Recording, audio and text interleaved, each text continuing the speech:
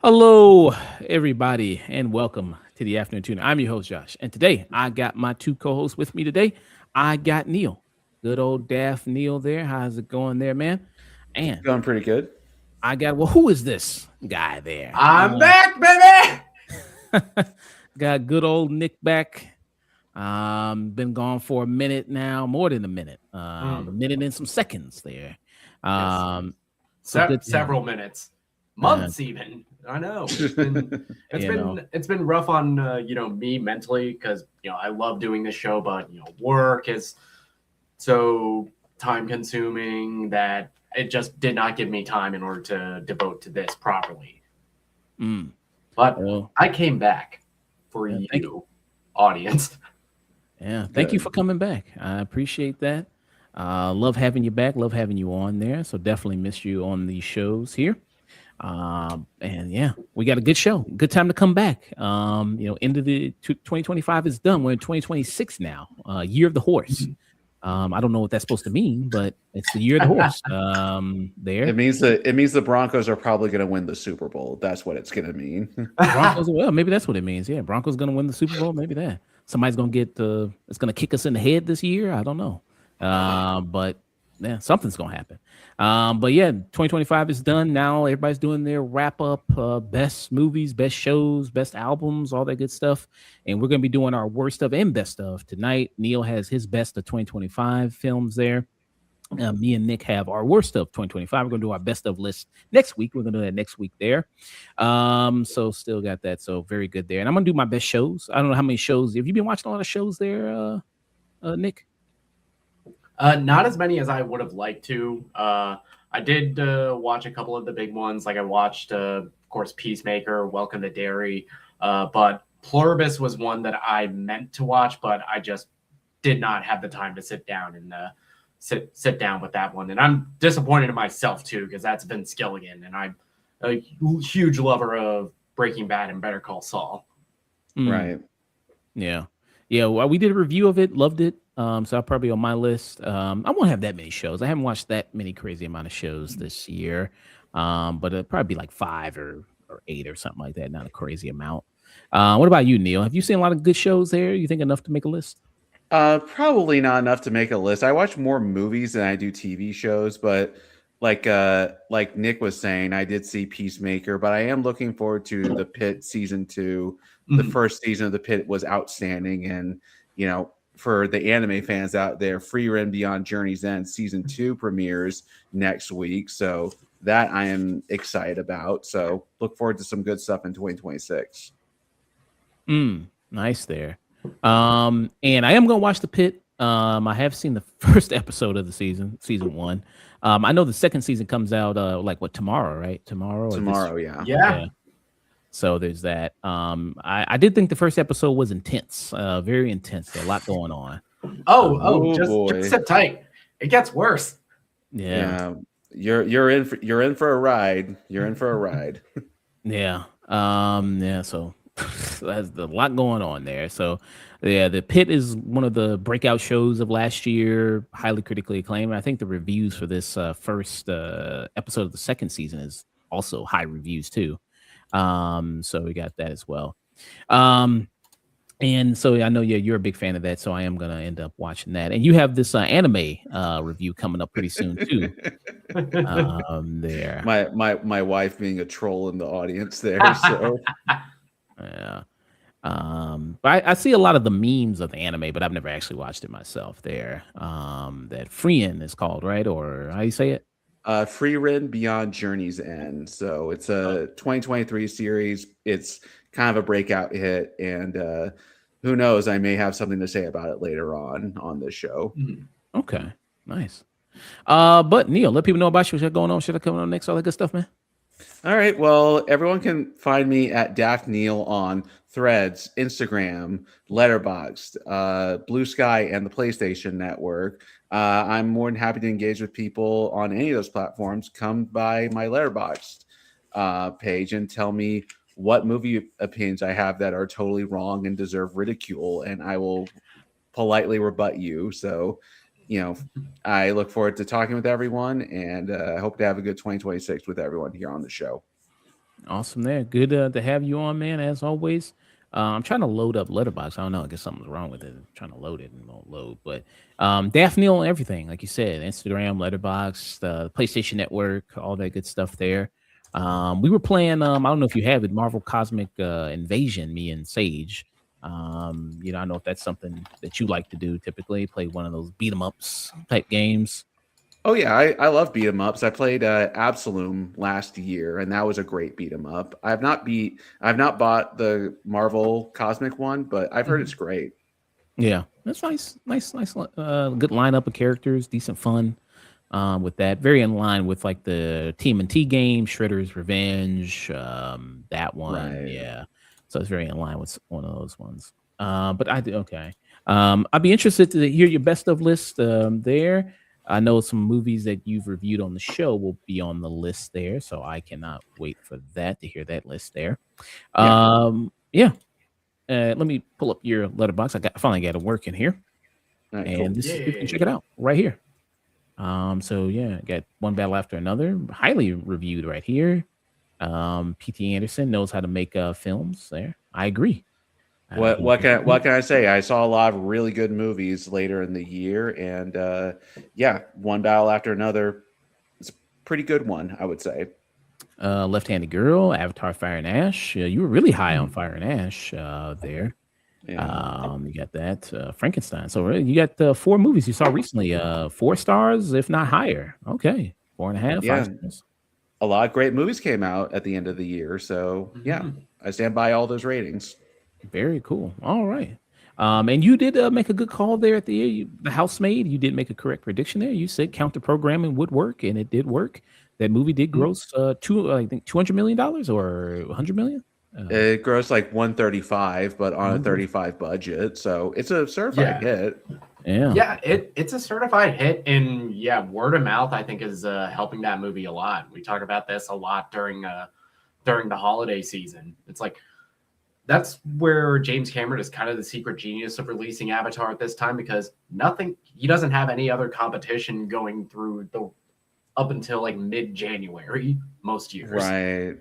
I mean, the only thing that could have competed with it was sorry, go ahead. And I saw The Housemaid, and that shit was fun as hell. That shit was a Lifetime movie written by Ketamine and Moscato, and chef's kiss. I loved it. Yeah. That is a movie best seen with a crowd. Yeah, that's why I said this would do well, is because people like soapy trash, and the Housemaid turned out to be really good soapy trash. And they are planning on doing a sequel to The Housemaid. So they're doing Housemaid 2. Well, there are book sequels to The Housemaid, so it can't be any worse than Another Simple Favor. Oh yeah. Which is the other Paul Feig, accidental franchise. Yeah. Well, hopefully Housemaid 2 is good at least. Yeah. Or maybe sequels maybe just aren't his thing, I guess. I don't know, maybe he can't do sequels. But yeah, so it was that. Nick, let people know about you, man. If you got anything coming up, anything, I don't know. But I'm don't really have anything coming up. I'm mostly just trying to get back into the swing of things as far as being on the show. But you can find me on all the social media, on Threads, on Twitter, Instagram, TikTok, and Letterboxd, all at Night and Day Nick. Yes, Night and Day Nick on everything. Let me check out your Letterboxd, man. What you've been reviewing. Bring it on. Watching there. All right, I look forward to seeing. I need to see who I'm dealing with. I'm not as busy on the Letterboxd as I like to be. Yeah, Letterboxd, still moving kind of slow here. So I'll pull that up in a minute. But so And Dusk, we can't do a show this Friday. I got some work Okay. stuff going on, but next Friday, That's fair. I'll be able to. I guess we're gonna do our best of the next Friday there, and also with some All right. reviews because also Primate is gonna be coming out this week. Also Greenland 2. Is this thing still on? 28 Years Later, Bone Temple, which is coming out next week. And then I'm going to try to see a movie called The Plague. I've been hearing good things about that movie. I'm going to try to check that out.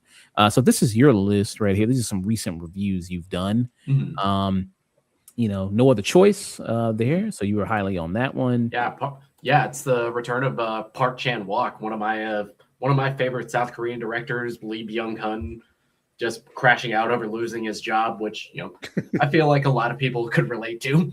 Well, after he lost the Squid Games, what else is he gonna do? You got the Timothy Chalamet look right now, Nick Yes. Scream. Yeah, that's why I'm growing the mustache now. It's Yeah. just I watched that movie and it's like, wow, this guy's such an asshole. He's literally me. Yeah. Yeah, You gotta career best. edit this. It's not the Safdie brothers. It's just the Safdie bro, not Hey. bros. Hey, it's both of them. It's both of them. I watched both of their movies. I watched Good Time and Uncut Gems, and I'm pretty sure they weren't hugged as children. Then movie we just talked about, Housemaid. You highly on this. 4 stars for this Housemaid. Very nice. And Predator Badlands. Very high on this as well. Yeah, I liked Predator Badlands quite a bit. Loved it. Good old Predator Badlands. I don't think it did as well as I think it should have in the box office, but so I don't know how much they'll continue with that. But yeah, I did like it quite a bit. Elle Fanning's on a good run this year. She had Sentimental Value. She had this movie, Predator Badlands. She's going to be in the upcoming Hunger Games movie. They're still making Hunger Games movies. I don't know and why. she was in Death Stranding too. She was like Tomorrow in that game. Yeah, she's become one of Kojima's muses. Yeah, everybody's his muse. I mean, he likes his various muses. Yeah, right. Mads Mikkelsen, Margot Qualley, Norman Reedus. He's got a lot of You can't keep getting away with it. Yeah, she will be scanned. Everybody will be scanned. Well, watch it be Robert Pattinson will show up in the next Kojima game and he'll be playing, he'll be doing some crazy Ren and Stimpy voice like Mickey 17. Well, he's supposed to be rumored to be in that game Phasnet. Right. He's supposed to be. So a lot of people go like, I think that's him on the poster. That could be Robert Pattinson. Right.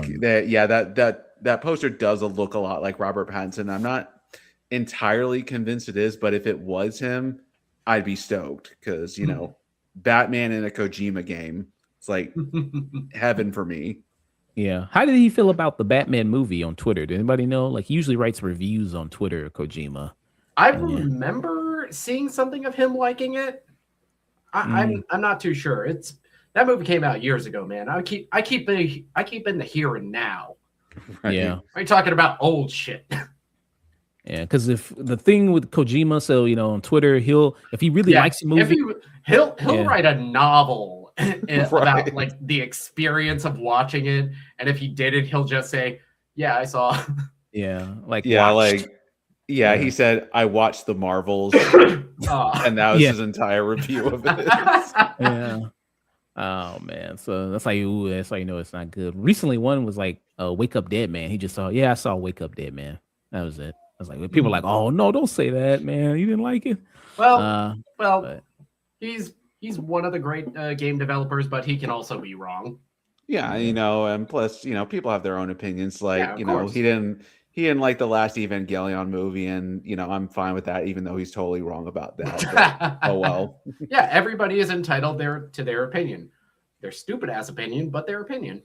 Exactly. So I talked about Friday already. Next Friday we got a show. This upcoming Monday, Sage from Radio Immaturity, he's going to be joining me possibly. We're going to be doing a review there. He's going to be giving his just best of things, video games, anime, shows, maybe even some movies possibly. He's going to be doing his whole thing there. Possibly also do some other reviews there as well, if he's maybe got some video game reviews. But yeah, I got that planned. But yeah, so get into this. We got a quick review. We're gonna do a quick review of this movie, The Life of Chuck, which I just watched on Hulu. I checked it out there. I wasn't able to see it in theaters, missed it, so I was able to catch it on streaming. And I want to get you guys have some fun talking about this. All right, I'm gonna pull up a trailer real quick. This is kind of an impromptu thing a little bit there. So I'm gonna go ahead and pull up this review. All right. Yeah, this is like what the third or fourth Stephen King adaptation we got this year. Long Walk, Welcome to Derry, Running Man, Chuck, and Running Man. Yeah, so 4. Yeah, four Kings. Yeah, that is a lot of Stephen King adaptations in 1 year. Like, shockingly. Hey, Stephen King writes a lot of books, and that was like before and after he got off coke. Yeah, right. Tons of novels, tons of short stories. Yeah, I wonder how much he gets paid for all these adaptations. I wonder actually, but yeah. All right, people. So our first review of the day is going to be for a film called The Life of Chuck. The Life of Chuck is a movie directed by Mike Flanagan. People might know Mike Flanagan. He's directed such work as Dr. Sleep. He did Oculus. He also did Ouija. Ouija 2, I think he did. Yeah, Origin of Evil was the shockingly good Ouija movie. Yeah. He's also, people might know him for his television work, things like Haunting of Hill House The Haunting of Hill House. He did also a Netflix movie, which was another King adaptation, Gerald's Game as well. Done a lot of really, really great stuff. I've liked quite a bit there. And he's doing another King adaptation. I mean, if it ain't broke, don't fix it, right? So he's like, well, King has another short story I haven't done yet. Well, let me dig that up, dust it off, and adapt it. So this is The Life of Chuck. What is The Life of Chuck about? Well, it is set in reverse chronological order, focusing around the life of this guy named Chuck. The beginning of it is Act 3, and the end of the story is Act 1. And what we see in this first act, which is Act 3, is that the world, the universe is ending. Everything is collapsing. Life, as you know, will cease to exist. But as people are kind of coming to terms with it, they keep seeing, like, on billboards and bus stops and benches and on television, they see the face of Tom Hiddleston, this Chuck guy, saying, hey, thank you for your 39 years of life there, Chuck. And people going like, well, who is this guy? Who is he? And then it goes to another act there where it focuses on his childhood and his upbringing, and then another act there where it focuses more on his adulthood there. So that's kind of just what the movie's taking you through there. Just this whole kind of the life of Chuck, I guess, so to speak, we got there. And if you notice in the movie, you have frequent Mike Flanagan collaborators in this, people you might have seen if you are a frequent watcher of his movies. People like Mark Hamill, people like Carl Lumbly, Karen Gillan, so are also in this as well. I'm gonna give it around, get you guys thoughts on this. I just saw it very recently, so I just wanted to talk about it with you guys. Neil, what are your thoughts, man? Life of Chuck. So I stumbled onto this movie on a plane recently. So this movie was quite a surprise to me. This ended up being one of the most profound and emotionally moving movies I've seen this year, and it is delightful. This is one of the best movies of the year, and it is just an amazing piece of sentimental filmmaking, but it has a real emotional core to it.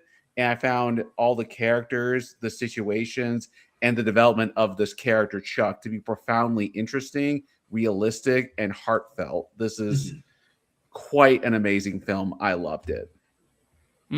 Okay. What about you, Nick? I'm kind of right there with you, Neil. I'm a huge fan of Mike Flanagan through a lot of his horror work, like Haunting of Hill House and Midnight Mass, which is to this day on my like annual rewatches for like the Halloween season. And something that I love about his work is how he writes his dialogue, even if it does tend to delve into a little bit of the monologue territory of, people don't really talk like this. I never really minded it as long as the emotion behind it really works. And that's something that I think is done really well here with the Life of Chuck, where you have these, long discussions about, what it means to be alive, and something that is very life affirming and kind of profound, and in such contrast to a lot of King's work, because he's most prolifically known as a horror author. And it's one of the rare King adaptations that I think is, a very positive, very warm, and very feel good movie for, a film that opens with the end of the world. Mm. Yeah, and like the quotes on this trailer here, you'll see a lot of that. People talking about it, very heartwarming, very kind of almost like a tearjerker there. Mhm. About the exploration of life and the meaning of life and what it's all about there. And watching this movie, I can tell it wants to get those emotions out of you and coax those things out of you and feel these really powerful things.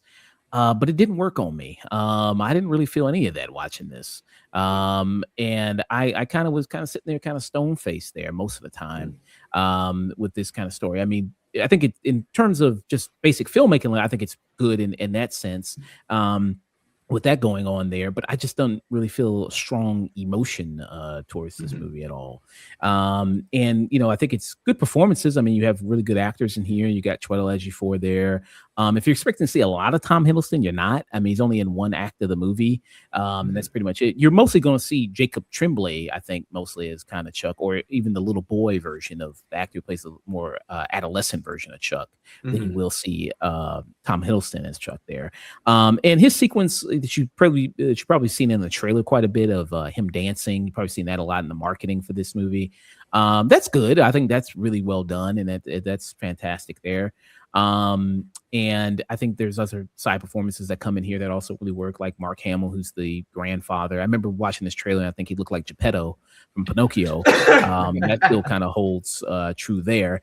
But yeah. I didn't 100% trust Mark Hamill when I watched this the first time because I had just seen The Long Walk, and I was like, I don't know about this guy. Right. Yeah. But yeah, and it, like I said, it has some other good actors that come in here. And I think out of all the adaptations or just general work that Mike Flanagan has done, I think this might be one of my least favorite things. Yeah. What about you, Neil? What were you thinking there mostly? I guess this is going to be one of the rare times where I just strongly disagree with you about this, because all the emotions you said you didn't feel, I felt completely. Part of the reason this movie works so well for me is the reverse act structure. It's extremely unconventional, and there's different ways you can look at the act 3 of this movie and like what it's representing and everything. But I thought telling the story backwards really showed in a really profound way, not the pivotal moments of Chuck's life, not necessarily like the most important ones about like where he meets his like future wife or anything like that, but just the moments that shape Chuck who he is. And I thought seeing those moments, even the little tiny insignificant ones, like having a discussion with Mark Hamill about math in his office, are just really interesting scenes because they show just how a person is shaped, not just by the big events around them, but by the small ones. And I thought the culmination of those small events to show the true overall scope of the life of Chuck was really not only interesting, but just really enthralling. And I just really connected to it the entire time. Okay. What about you? You agree, Nick? Yeah, I completely agree. Watching this, knowing that this is Mike Flanagan and Stephen King, I was kind of expecting something that was a little bit more grandiose, but I was really taken with how low key all of the like moments we see of Chuck's life is, because I think this movie, it's not supposed to be about like all the big things that shape your life. It's that, all the little stuff you do day to day, that's, what shapes you as a person. And that little ripple effect of your actions and how that affects and connects to others. And I think that's something that really stuck with me when I saw the film. Okay. What will be your final thoughts rating? My final thoughts of rating, I'm kind of on the same page with you in that I think this is Mike Flanagan's like weakest film, but I feel like that's because this is the one that is most outside of like his usual wheelhouse. And I'm not saying that as a bad thing. I still would give this a strong tune in, but as far as like my favorite Mike Flanagan films, I would give this a strong tune in where I give the rest of his work a peak or this is cinema. Okay. What about you, Neil? So I have not seen every single thing Mike Flanagan has done. I've seen quite a number of them, but not every single one. This is honestly one of my favorite things he's ever done. It's right up there with Midnight Mass and Doctor Sleep as like my favorite things that he's done. And I just think it's a really profound, low key, and really emotionally satisfying piece of not only filmmaking, but just art in general. I'd love to see Stephen King adaptations go more this route and be more unconventional. And I thought this was just really profound, and I loved it. This is a really high peak cinema for me. Wow. Did you cry? I felt like it. I felt like it. I think that's what it is. That's why I'm not giving this higher, because I felt like a little bit of the emotions welling up, but it didn't break me. Okay, Yeah. gotcha. All right. Yeah, I guess I was the most negative person on this movie here. With it, I just didn't really click with me. And sometimes that happens. Just movies just don't click with you like that. I mean, no fault really of the movie with maybe per se, but maybe it's just a fault of the watcher there. Like you said, this movie is highly critically acclaimed. There, a lot of people really love it. I just didn't feel a lot of those things going into this. Watching this, didn't really make a connection with even a lot of the characters, even Chuck.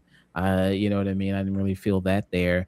But yeah, I still think I mean I don't hate it or anything like that. I still, like I said, appreciate the filmmaking of it. I do think it is the weakest thing that Mike Flanagan has done, but he's done a lot of great stuff, like Nick was saying.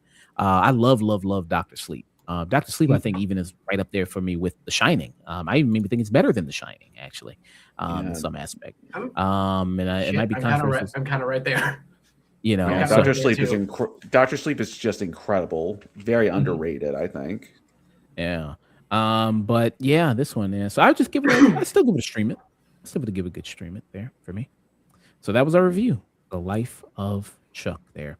Next up for Mike Flanagan, like Neil was saying, he's got Clayface coming out this year, so that's going to be Clayface, which is a original script that was written by him, but he's also adapting Carrie for Amazon. Okay, is that going to be a show or a movie? That's a show, and I'm excited because you get so many of his regulars in the cast, but Samantha Sloyan is playing Carrie's mom in that. Who? Samantha Sloyan. She's one of his regulars. She was the gym teacher in this movie, and she was Bev Keane in Midnight Mass. Okay, so she's going to be that character again, basically. Basically, yeah. Okay. So I'm more interested just because Carrie's been adapted like twice in movies, and it's so ingrained in pop culture at this point. So like, what can you do with the Carrie story to make it like not only like worthy of adaptation, but like just interesting in today's time? So that'll be interesting to see. She gets mad at the kids using Gronk to undress her and things like that. That's what's going to happen. You know what? It would fit. It would fit with her. She's jealous because all the kids are using ChatGPT. Yeah. You know, you still read books? Like, this is ChatGPT, you fucking loser. Like, who reads books anymore, Carrie? You know, but that's kind of a thing with a lot of adapting King, because so many of his I think young adult focused fiction, the way bullies are depicted in that, it's very much a product of that time, because bullies like that don't really exist anymore. Right. Like, they aren't psychotic the way like Will Bowers is in it. I just got a quick solo review I'm gonna do real quick, and then we do a best of. It's gonna be real short, just like 5 or so minutes. Okay. Go for it. All right, people. So our next review of the day is going to be for a film called Sovereign. Sovereign is a movie I just watched actually today. And I heard some good things about this movie. Wanted to check it out there. This is a movie directed by Kristen Swiegel there. This is starring Nick Offerman, who people might know, Parks and Recreation's there. And this also starring Jacob Tremblay, who we just talked about in The Life of Chuck.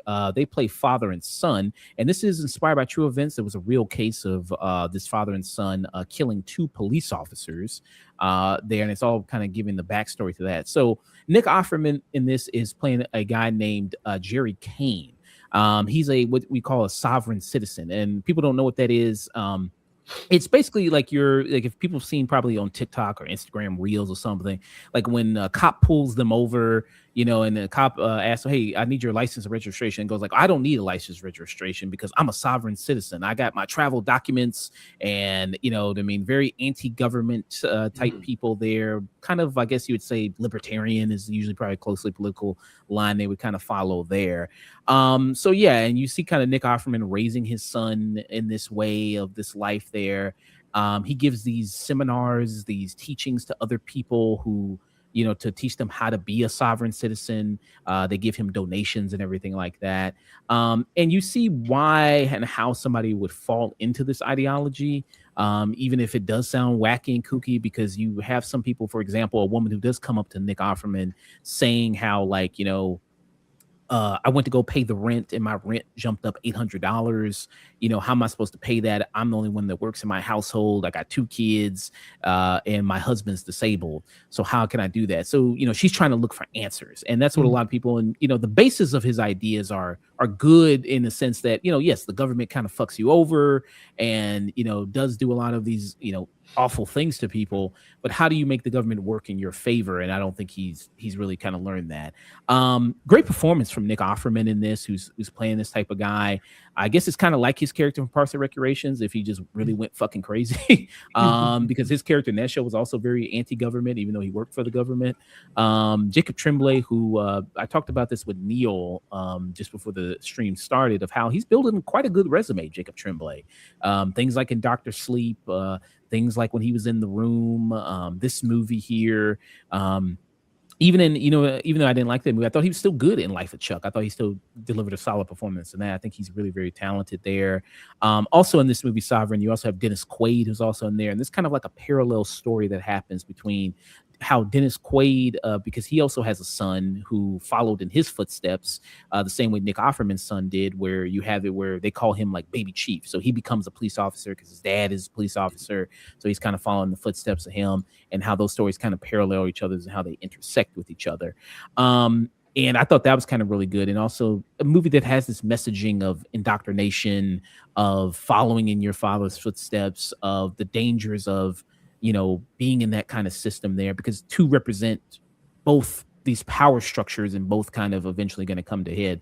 And I thought that was really good. And I thought the way they do that was interesting there. I think it's a good solid film there, good tense film, filled with a lot of good performances there. And like you said, it's a powder keg and you're really waiting for this thing to explode. And I think, when it comes to, I think you are going to be satisfied with that and the way it kind of ends there. So for me, I would give this a good tune in for me there. It's available on Hulu right now, streaming, if people want to check it out. So that was my review of Sovereign there. All right. Yeah. Okay, let's do this. Who wants to go? Anybody want to go first there? Maybe. Nick, you haven't been on the show for a while. You take the lead on this. Oh, yes, please. Yeah, thank you very much. So before I get into my worst of, I'm going to get into what I call the biggest letdowns of this year for me. So movies that didn't necessarily make my worst of list, but they're more because I kind of had better expectations. I was a little let down by that. So first movie I'm talking about is going to be The Smashing Machine, which... yes, I admire it on a technical level. I think Benny Safdie is a great filmmaker. However, this movie doesn't do anything that the John Hyams documentary doesn't do 100 times better. And at this point, the movie just feels like it's just a shot-for-shot remake of a documentary without half of the, I think, emotional resonance. Dwayne Johnson, he is very good in the role. The only thing I think is, the voice doesn't sound a thing like Mark Kerr, which is he was like very much trying to capture. Sorry. And so much of the movie, it just felt very navel-gazingly, where you have so many of these like very long and quiet moments between Dwayne Johnson and Emily Blunt, where we're supposed to feel the emotion brewing between the two of them, but it just kind of felt like, all right, we're just stuck in the room with them. It's stuck in a room with the most toxic couple Yeah. I was looking forward to this. Like I said, fan of the Safdies and their work, where they did Uncut Gems, Good Time. and they split off. We saw other brothers, the Coen brothers. They also split off because you saw Ethan Coen do Honey Don't, which I didn't like. And then you had Benny Safdie, who did this movie, which I was like, yeah, it's fine. It's all right. Because it's the Safdies, I think I had higher expectations. And because I know the story of Mark Kerr so well, because I'm a huge fan of mixed martial arts, especially that era of Pride when he was active, because you had so many great guys like Mark Coleman, like Igor Verchenchin, where the sport that we know of mixed martial arts today, a lot of that was founded during that era. Right. Yeah. Very cool. Yeah. Anything you want to say about this movie, Neil, before we move on? No, not really. I never saw it, but it's disappointing to hear though. Gotcha. Okay. What's next up for you there, Nick? Okay, next up on my biggest letdowns is going to be Celine Song's sophomore feature with Materialist, which I'm just kind of baffled by the way that this movie is put together and what this movie is trying to say. Because when I saw this and seeing that it's Celine Song's, she's like trying to talk about, the state of modern dating and how we as people try to build up this image of the perfect person in our heads, which anyone who's been in a decent relationship for any kind of time, that doesn't exist. You have to build that with another person. And all of the characters in here, especially Dakota Johnson, I don't know if we're supposed to like her, because everything she says makes her just seem like the most vapid, shallow, selfish character that I have ever seen recorded on film that we're supposed to root for. And then there's a turn that this movie takes in its third act, which my jaw was just agape.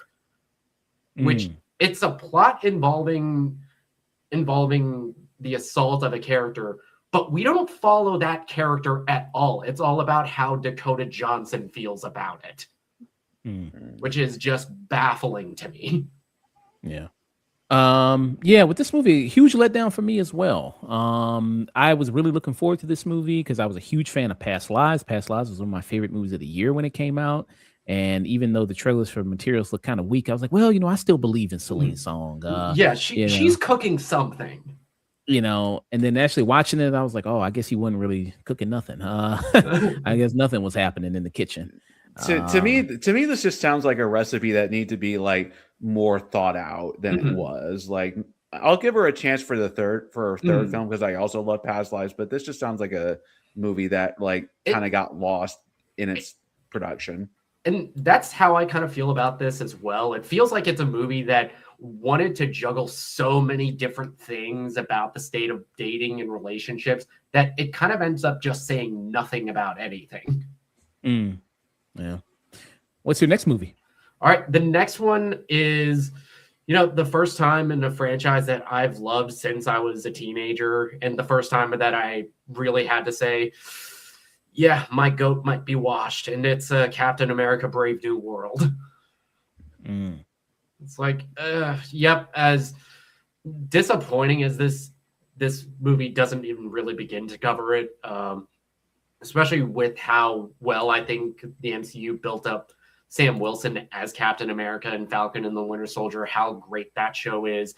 The idea of getting to see more of him, seeing more of him interacting with Carl Lumbly, that sounds great on paper, but then the plot, it feels like it was leftovers from an Incredible Hulk sequel that just doesn't really mesh together. And this is supposed to be our new Captain America. Why does he feel like the side character in his own movie where he is the title character? Yeah.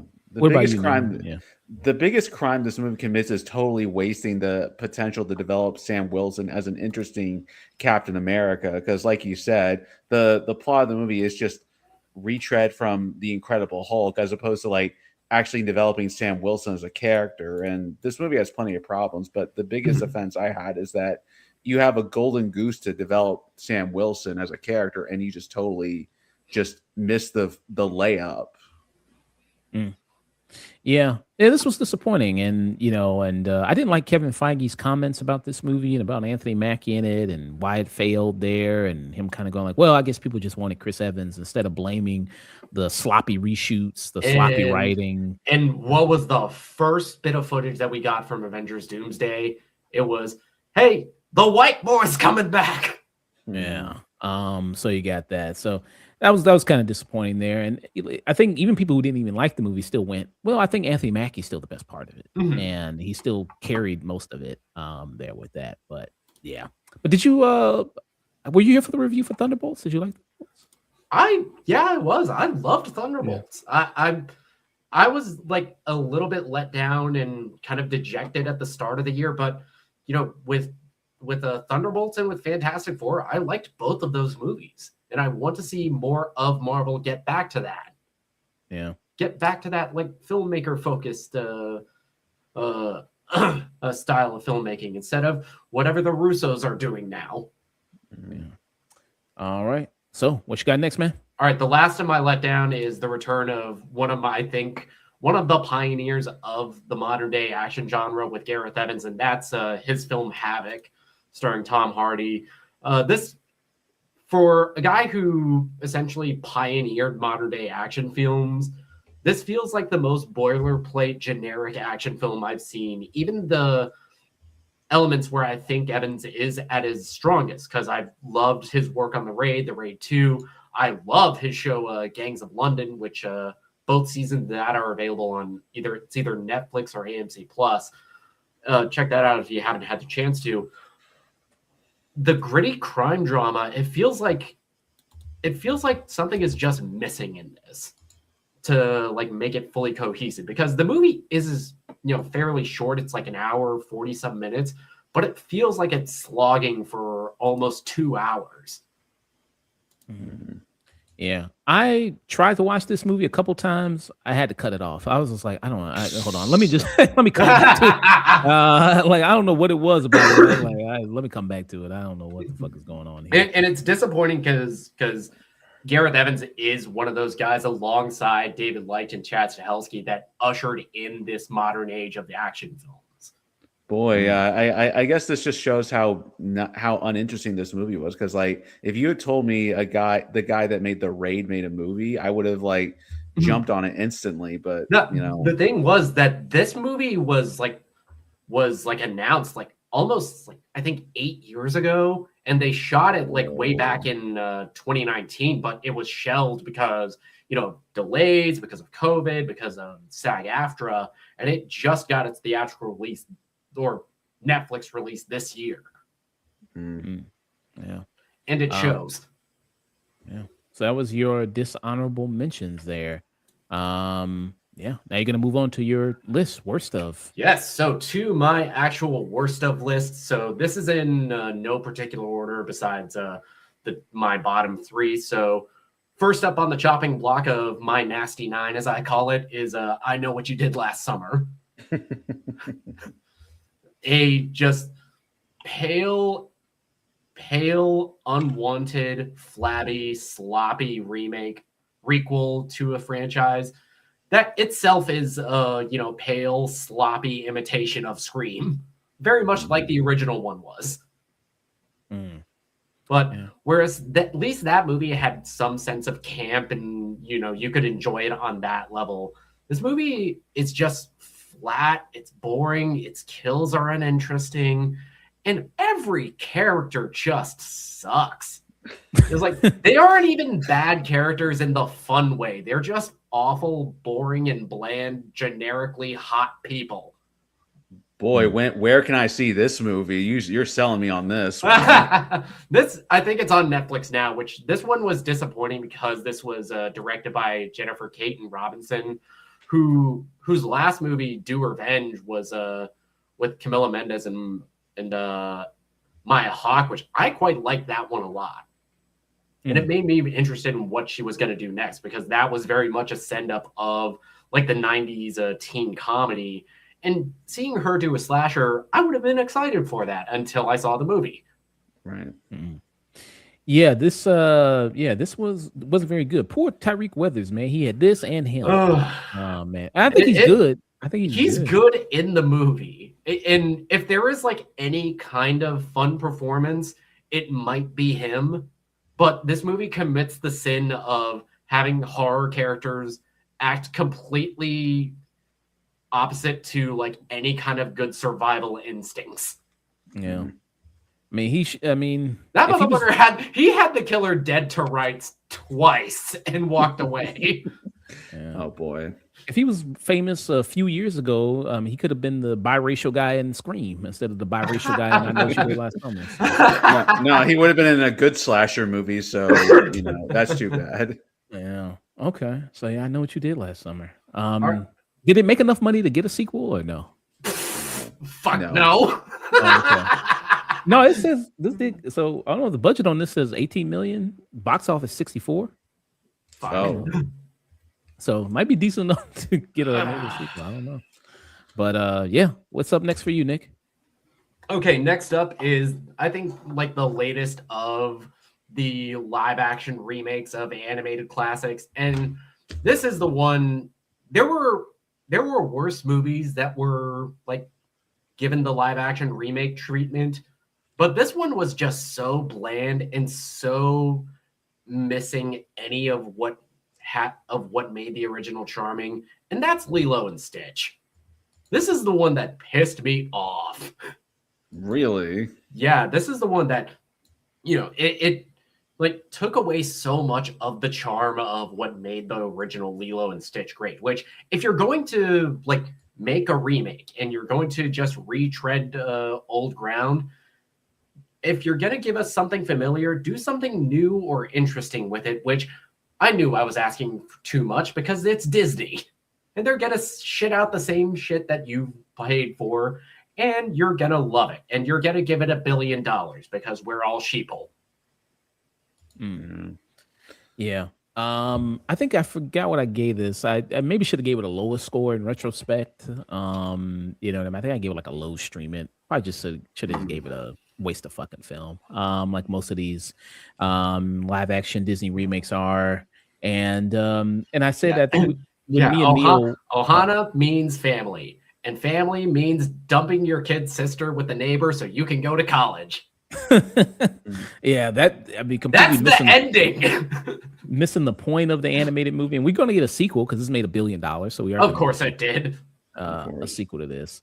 But yeah, I was telling Neil, like when we talk about the Moana live action movie, it's like I might as well not even do Moana live action because I could just take the Lilo and Stitch review and just edit out Lilo and Stitch and put in Moana because it's going to be the same shit I'm going to say about it. Those kind of points. Oh, exactly. No, I mean, I believe you that this movie is not very good. It's just that Mulan broke me with these Disney live action movies, so I can't get mad just because it's like Mulan was the one that broke me. So a quick segue. So at the time Mulan came out, I was living in Japan overseas at the time, and my girlfriend at the time, she had wanted to watch it with me, and I had to watch it like the night before because I had to, come onto this show and review it. So she fell asleep when I was watching it, so I was forced to watch this movie twice. Oh boy! And I'm one of the suckers who got conned into paying $30. How long did it let you keep it? How long did it let you keep it for? It let you keep it until it like dropped on Disney Plus for free. Oh. It was like you could watch it for the whole like duration, the whole like pay-per-view exclusive window. Oh, gotcha. Okay. Damn. Got you for that $30. It was the fucking mouse, bud. All right. What else you got? All right. So my next one is the return of everybody's favorite female comic, Amy Schumer, with Kinda Pregnant. It's like the whole premise of this movie is just so baffling. And okay, why would anybody like or trust or want to be your friend ever again after you pull some shit like this? And we're supposed to like her at the end of it because it's Amy Schumer and she's not conventionally attractive and she falls down a lot. Man. It's like, man, fuck this movie, fuck her, she sucks. Did she burn all her goodwill from Trainwreck? Is that all gone? Dude, she burnt down all that goodwill from what was that other one she did? Fucking I Feel Pretty. Oh, was that the movie with Goldie Hawn, or is that another one? No, I'm thinking about that was a different one. That was the one with like Emily Ratajkowski, where okay. Yeah, I mean, she kind of fell off hard. I mean, I haven't seen her like in a big mainstream movie. I mean, a lot of her movies now seem like it's just streaming, like Netflix or Prime or something like that. Where she belongs, back to the slot pile, you hack. Yeah. Well, it deserves, it leaves a space for a new big female comic like the woman from the Beef. What's her name? Margaret Cho? No, not Margaret. Alan Wong. Alan Wong. Give her a chance. Bring her up. Call her up from the. Give her a shot. Give her a chance. She has talent, unlike Ali Wong. Yeah, I mean, Ali Wong is like genuinely hilarious and stuff like Always Be My Maybe and stuff like that. So I agree with that completely. Yeah, give Asian. She actually has talent, like see Beef. Yeah. Oh, okay. Kind of pregnant there. What's on Netflix or something? Netflix. Yeah, that's where all of the hack comedian slop goes nowadays. Why do you think Joe Rogan had a special on that platform? All right. What else you got, man? Okay. Next up is the aforementioned Another Simple Favor, Paul Feig returning with Blake Lively and Anna Kendrick, and this movie. I was kind of mad when I watched this movie because it struggles to justify its own existence in that, there is no sane reason why anybody would say yes to the demands that Blake Lively's character makes in this. And then it goes into like the main plot. And whereas the twists in the first movie, I feel like they enhanced your viewing of it. The second one just exists for the twist, which is just very hacky and hokey. And it pretty much only makes it for like a one-time viewing. It doesn't add anything to like a potential rewatch. And the movie's just boring, dull, and it drags way too long on bits that just aren't funny. Yeah. So this was based on a book, right? Another Simple Favor. The first one was. I think the sequel wasn't. Okay, so it's just only one book with this thing? Okay, gotcha. Yeah, only one book. And every interesting thing that this movie could have done, because they, continued that thread of Anna Kendrick's character being like a true crime podcaster. And they have a subplot in here where she was potentially wrong on one of her cases and it got somebody killed. And they just throw that out immediately. Oh, yeah. I was like, wait a minute. That could have been something interesting. And no, we can't have any. No, this is a Paul Feig slop comedy. We can't have nice things here. It's too bad. Okay. I don't know. Is another Simple Favor coming, or a simple again favor? Can I ask you one more time for a favor? This is gonna make me start drinking again. Do me a solid. Help a That's brother the black out. version on Tubi. Do me a solid. Tubi version. Okay. So my last four on my list, these are the movies that were truly god awful, truly did get a rise out of me. And the next one on my list is going to be Wolfman, which, as a huge fan of Lee Whannell and what he did with Upgrade and with the Invisible Man, this one was, I think, the biggest disappointment of the year for me, and one that I really just forced me to look at Blumhouse's whole model and is like, okay, yeah, this doing like the low budget approach with the Universal monsters, yeah, on paper that could work. Until I saw this movie, and with Wolfman, so much of that is in the transformation that's something you really can't do on the cheap. And it doesn't help that the movie, I feel like it's just such a slog to get through. It spends so much time just on this nothing burger of a chase, and the moments with the wolf POV where you see the transformation from Christopher Abbott's perspective, those are cool. but you can't make a movie on just cool moments in isolation. Hey, how's it going there, Lucky Dog? Thank you, Lucky Dog. Thank you for the cheers, man. And as somebody who had huge hopes for Lee Wan-il in his feature directing career, this one was a big disappointment for me. Yeah, same. What about you, Neil? What do you Yeah, think? I never saw this movie, but it just looked really dull and uninteresting, which is just really disappointing because I quite enjoyed the Invisible Man story, but Yeah. this doesn't seem like it just hit the mark. It didn't hit the mark, unfortunately. It sounds like. Yeah. I was disappointed here too, coming off Invisible Man. I was like, man, I'm excited to see this movie, see what he does with Wolfman. And then it's like, yeah, this was really disappointing. And then they try to really hammer home the message of the movie of generational trauma and Like, scars. generational trauma. Like he even explains it to his little, like literally spells it out for his little kid, just in case people didn't get it. Like, here's what the movie's about. Like, okay, Wait, you don't get it, guys. You can't make a horror film if it's not about generational trauma in this day and age. I'm sorry. There's that dead horse. You want to keep going? No, go over there and beat it, Christopher Abbott, real quick in case we don't get it. yeah, but we got a werewolf coming up from Robert Eggers, so maybe that'll cure it. Maybe that'll, werewolf. Yes. Give me that werewolf movie immediately. Give me that freaky ass werewolf movie. Yes.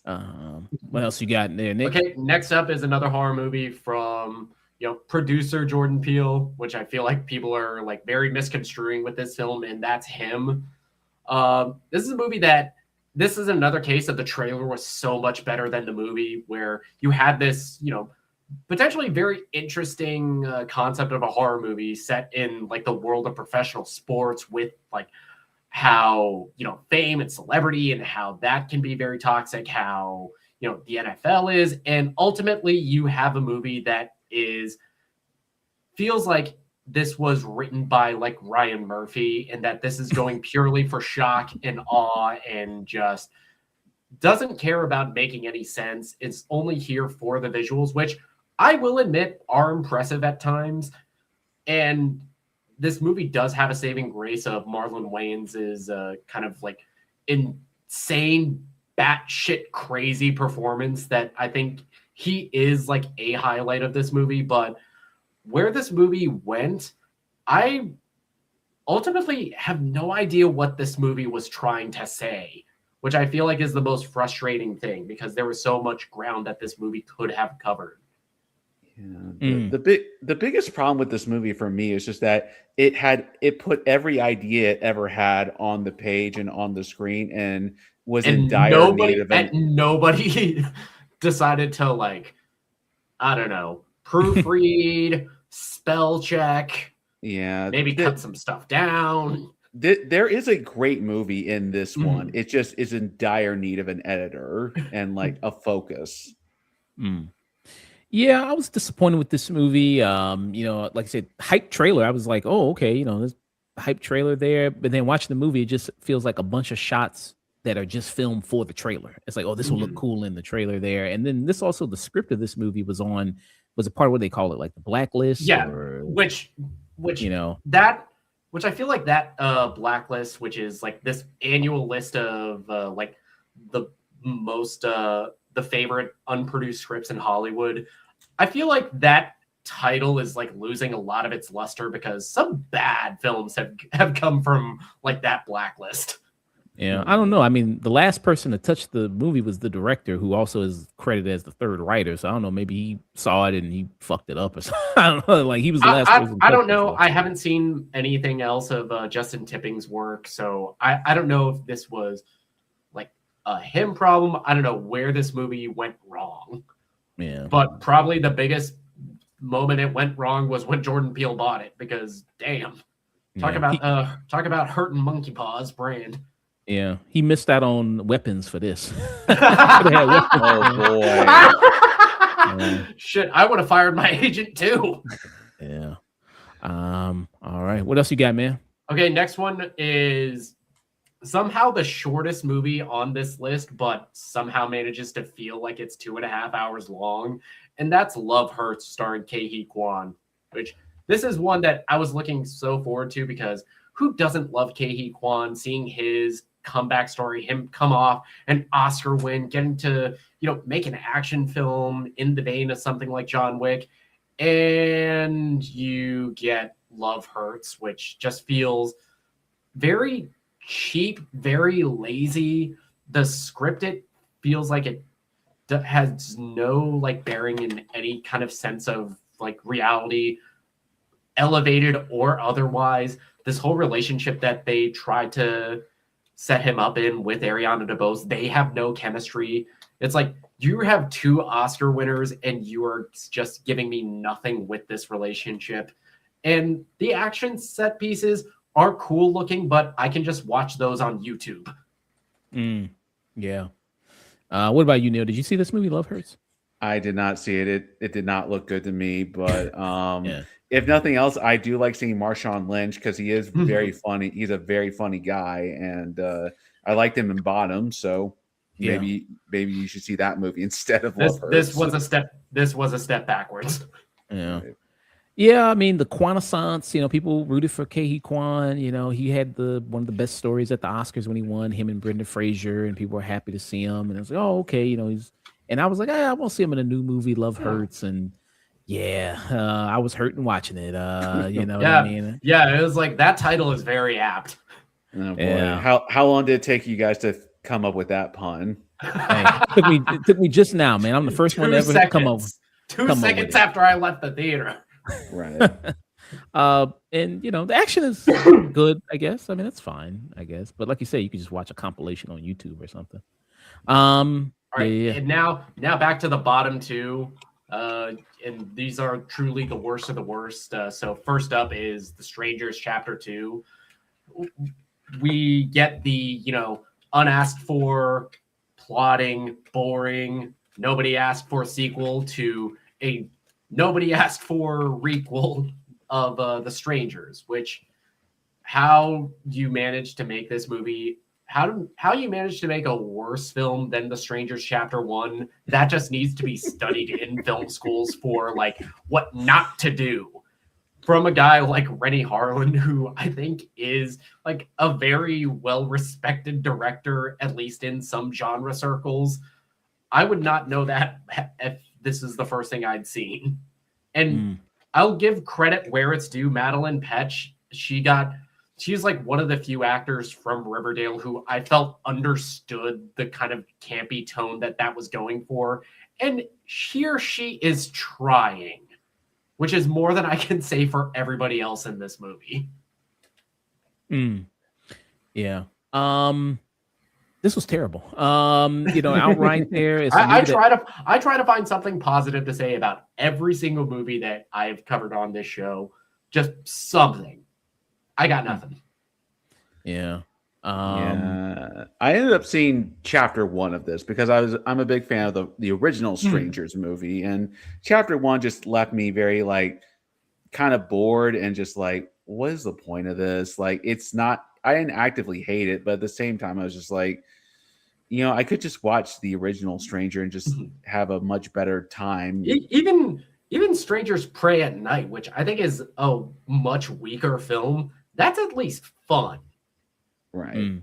Yeah, at least got Christina Hendricks in it and everything like that. And at least it's the people taking more of an offensive approach against the people. Yeah, the first one was paying tribute to like the 70s, like psychological horror.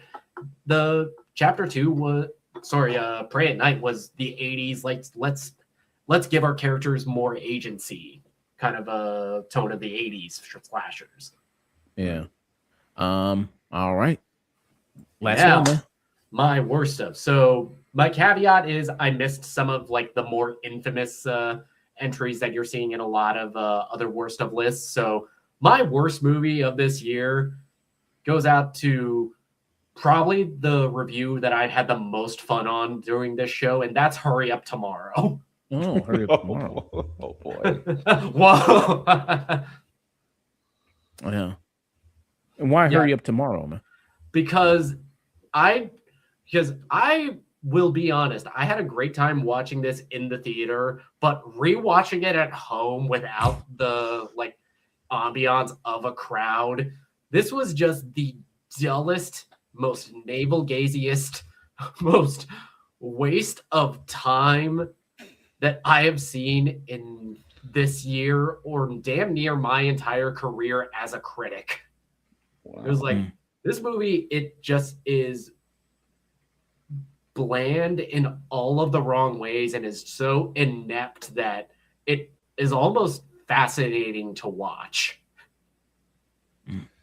The vanity project of the weekend. The weekend, and maybe it's still veneers. No, Maybe they poisoned in his mind. The line that pissed me off the most in this movie. You have like a scene of him and Barry Keoghan on like the weekend's private jet. It's like, okay, so you try the acting thing, it didn't work out.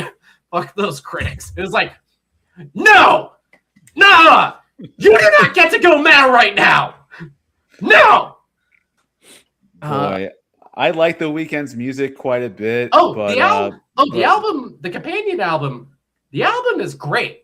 Burning Tomorrow is a great album. It's a great song, but keep your day job. I saw The Idol. Keep your day job. I was ready to give up after I saw The Idol, but I saw the clips on TikTok when this came out. It was like, okay, this shit looks awful. I got to check this out. And I was just so bored for like the hour and 30 until that scene came on. Yeah. I mean, good singer, great artist, The Weeknd. One of the best we have out right now. But yeah, maybe the acting it ain't for you. It's okay. As you have proven multiple times. Not everybody can be Janelle Monáe. It's all right. It's okay. Unless the Safdie brothers are directing him, I don't want to see him act again. And even then, he was just playing himself. Yeah, I mean, they made Kevin Durant an interesting character, an uncut gem, so they could be capable of anything. They made Kevin O'Leary look like a great actor in Marty Supreme. Yeah. But at least you got this scene out of it. That was really good. Really good right here. You got that. What are you doing? What the fuck are you doing? I have to go right now. I'm getting cold. I have to catch a flight. I'm on a tour.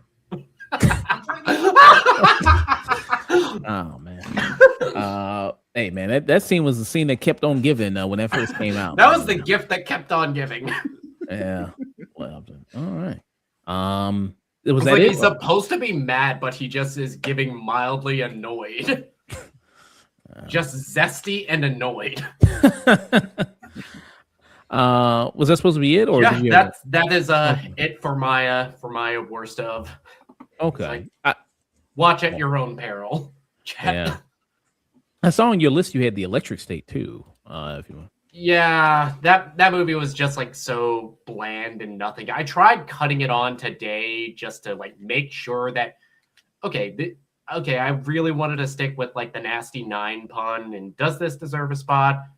It's like it's such a nothing burger of a movie that I can't even like get mad at it anymore. I'm over it. Mm-hmm. Gotcha. Okay, you got that. So that was Nick's worst of 2025 there. Good list. Thank you. Awesome stuff there. Okay. Well, I want to probably uplift the show when we close out. Okay. I'll do my worst here and then go into that. All right. Let me pull up my list here. All right, I'm going to step out real quick. I'll be right back. Okay. All right. Good old Neil there. All right there. Let me pull up my list to make sure. Okay. I'm going to do my dishonorable mentions first. So this is my worst of 2025. Actually, before I do, I'll go all the way up. And then before I hit 1, then that's when I'll do the dishonorable mentions. I'll do it like that instead there. All right. So I finally have this list put up. All right. So it's a movie we already talked about before. So I have 12 here. So it's Lee Whannell's Wolfman here. For a lot of the reasons you were saying there with this movie, huge disappointment. I was really looking forward to this Lee Whannell after he did Invisible Man, which I like quite a bit. Mhm. And then this was done again, trying to do that Blumhouse thing, shoestring budget. And it's like them kind of just running around the same location 3 times a little bit. It's like and this, then- yeah, running around the same 3 or 4 locations, and there's only so much you can do.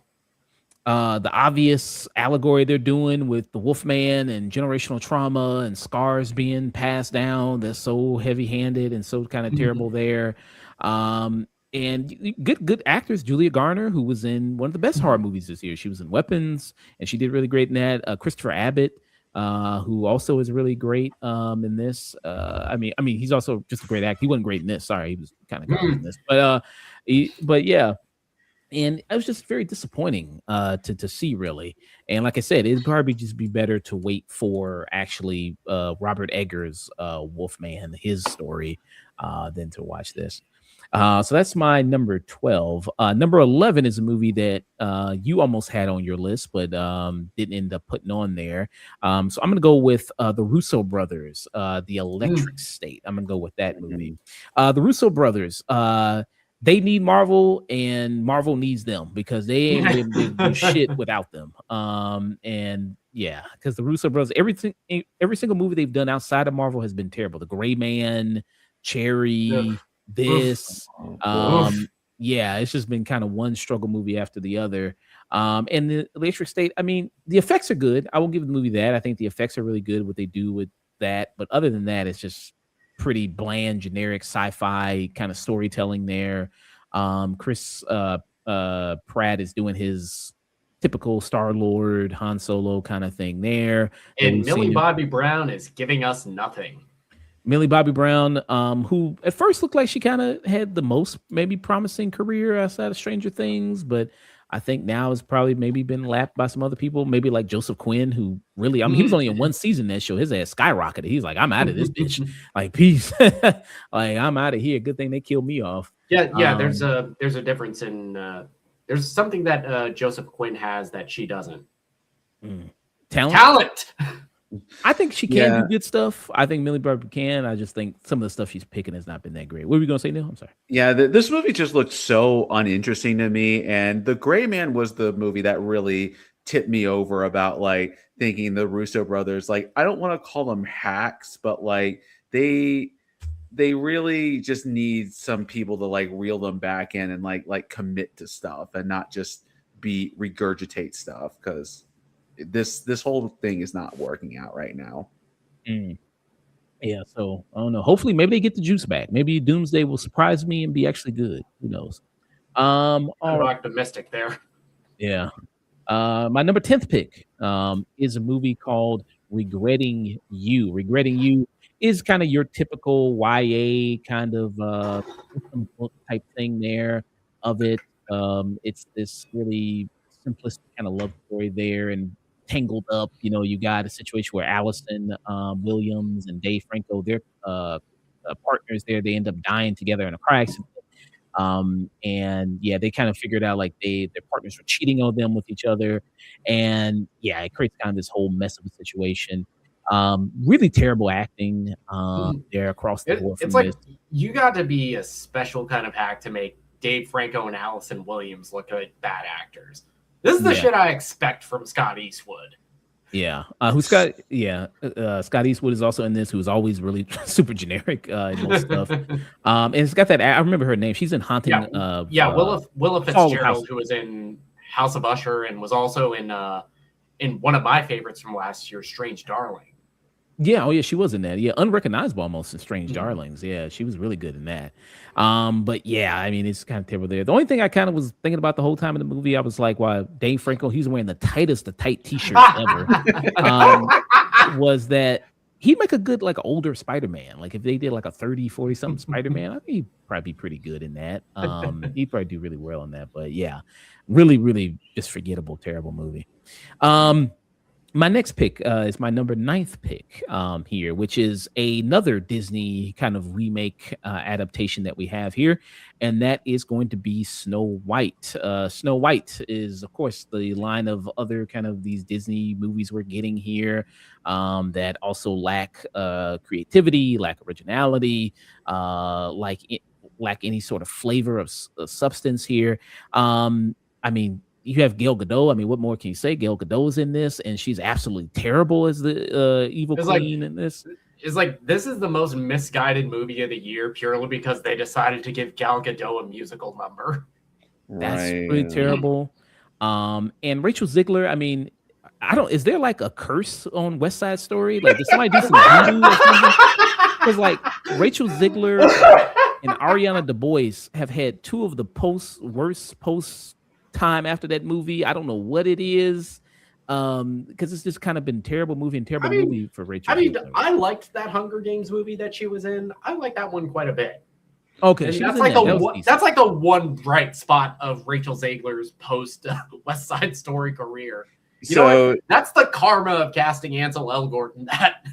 right. So this Snow White movie, I did not want to jump on the bandwagon of hate on this because a lot of it Yes. is just completely It's- fake. And It's purely racist and misogynist.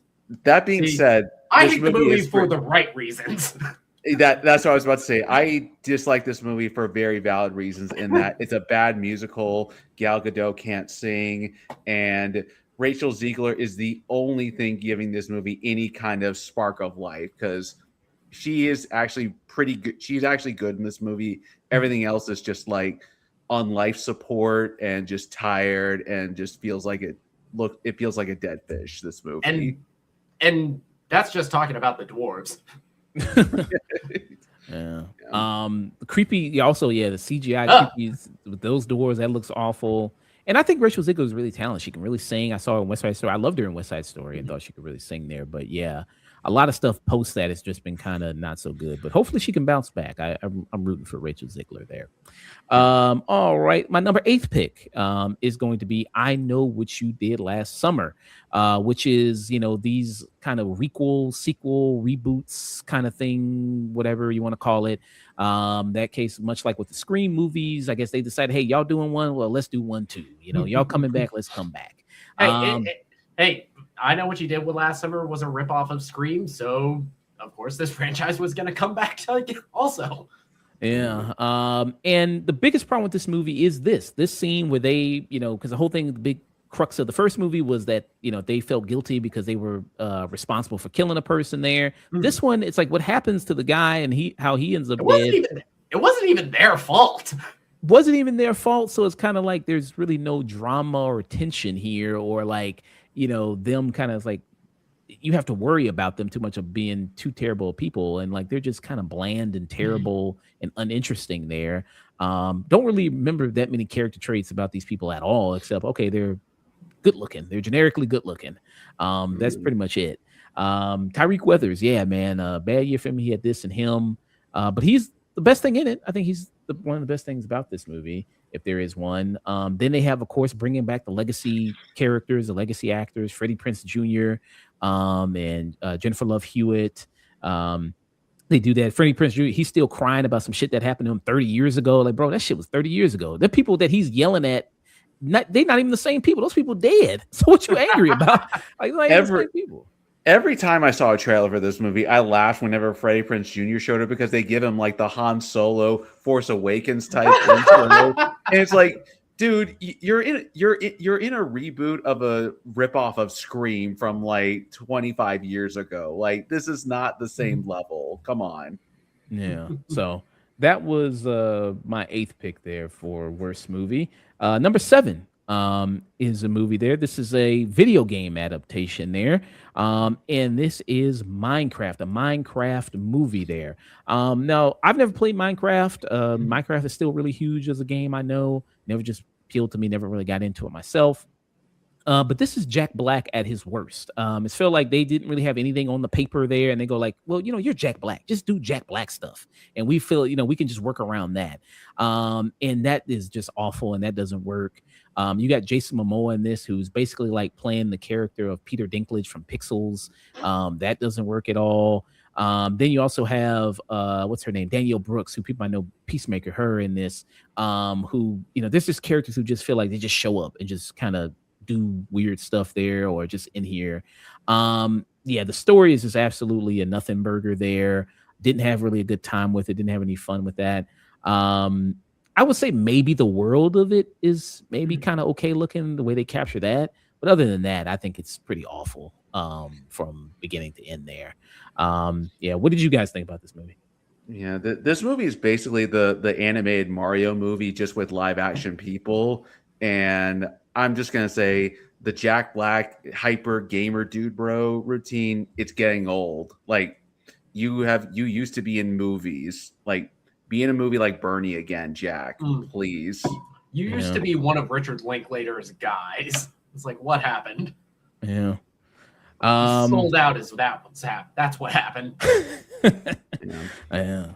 My number 6 pick is going to be another video game adaptation, and that is for Until Dawn. Now, much like the Minecraft movie, I have not played Until Dawn, but I know more about this game than I do about Minecraft.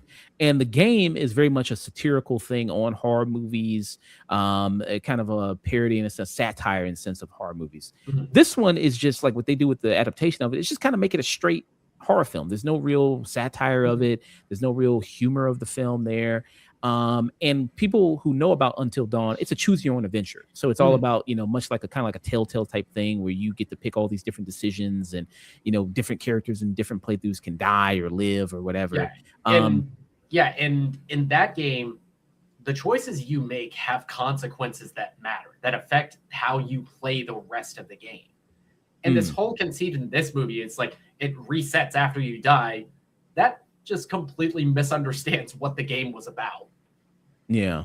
And they do, yeah, like you said, like the whole thing where you just die and you just kind of, they come back to life, and like things like reset there with that, and like kind of like Live Die, like Edge of Tomorrow or Happy Death Day. I dislike this movie as well, but they had at least like one scene in this where I got a legit hard belly laugh. And I feel like I know David F. Sandberg enough from like watching his YouTube channel, watching a lot of the other films that he's done. I have a feeling that was the reaction he was looking for. Yeah. Is it the montage where they look at all their deaths? No, it's like the water bottle where they drink the water. That one was good. I did like that. That one's funny. I did like that.